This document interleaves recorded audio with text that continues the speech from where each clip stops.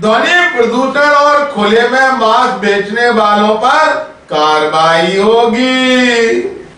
जिला एवं पुलिस प्रशासन के साथ ही धर्म गुरुओं की मौजूदगी में मुख्यमंत्री डॉक्टर मोहन यादव के दिशा निर्देशों को लेकर गुरुवार को कलेक्ट्रेट में एक बैठक आयोजित की गई, जिसमें कोलाहल अधिनियम एवं खुले में मांस की बिक्री को रोकने के लिए सरकार की मंशा जाहिर की गई। हालांकि शासन की ओर से पहले ही कोलाहल अधिनियम और खुले में मांस की बिक्री प्रतिबंधित है। बावजूद इसके लोग ध्वनि प्रदूषण फैला रहे हैं। वहीं खुले में मांस की अवैध रूप से की जा रही बिक्री को लेकर भी लोग सचेत नहीं है। इसी को लेकर जिला प्रशासन ने धर्मगुरु और आध्यात्मिक केंद्र के संत कृपाल सिंह महाराज एवं अन्य लोगों की मौजूदगी में शासन की मंशा से यह बैठक बुलाई। इसके लिए जल्दी उड़न दस्ते भी गुरुवार शाम तक तैयार किए जाएंगे, जो ध्वनि प्रदूषण एवं खुले में मांस की बिक्री करने वालों के खिलाफ कार्रवाई करेंगे। ग्वालियर अभी तक को जानकारी देते हुए प्रभारी कलेक्टर अंजू अरुण कुमार व पुलिस अधीक्षक राजेश सिंह चंद ने कहा, इसमें दो मेन बिंदुओं पे हमारी आज चर्चा हो गई, जो कल शासन के द्वारा निर्देश निकाले गए हैं। पहली बात मैं ये बताना चाह रही हूँ कि ये कोई नए निर्देश नहीं है जो जारी किए गए हैं। ये स्टैंडिंग ऑर्डर्स है गवर्नमेंट के, जिसके बारे में दोबारा से हमको याद दिलाया जा रहा है कि इसमें कार्रवाई करने की आवश्यकता है।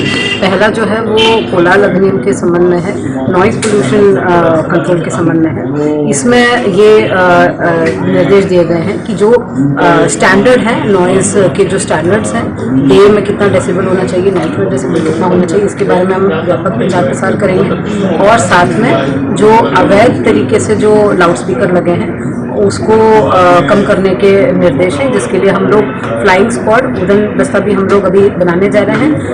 आज ही उसका आदेश निकलेगा जो आप लोग को हम दे देंगे, और उसमें रेवेन्यू के भी रहेंगे, पुलिस से भी रहेंगे, और police control pollution control board के भी लोग उसमें रहेंगे, और नगर प्रशासन के भी लोग उसमें रहेंगे।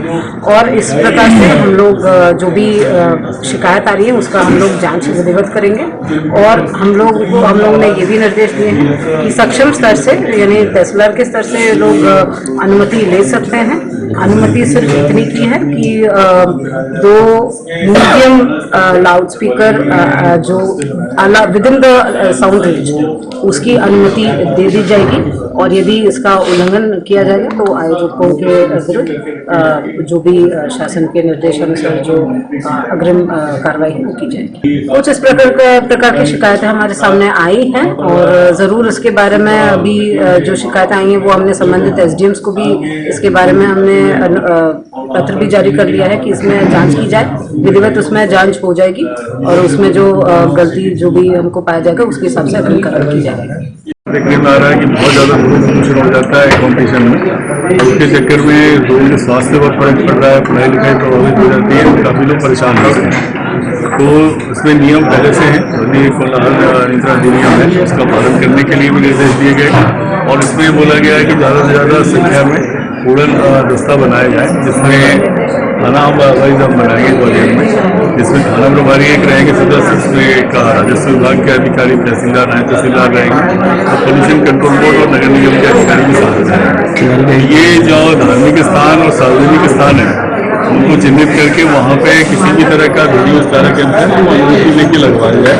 और उसको ये देखेंगे कि 4 तरह की क्लासिफिकेशन है, इंडस्ट्रियल, कमर्शियल, रेसिडेंशियल और साइलेंस। तो उसमें जो अलाउड लिमिट है ध्वनि की, उस ध्वनि की सीमा तक ही वो लगाया जाए, ये सुनिश्चित किया जाए। इसके लिए अभी सामान्य तौर पर उसमें लिखा है कि 2 जो साउंड सिस्टम है वो उनकी अनुमति दी जा सकती है।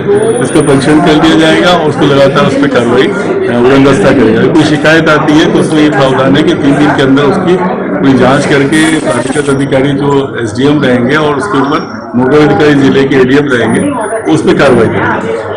तो ये एक ध्वनि के लिए है कि कोई इस तरह की न्यूसेंस ना हो, सभी के लिए है, ये सभी धर्म वालों के लिए भी है, और सभी धार्मिक स्थलों के लिए और सार्वजनिक स्थलों के लिए है।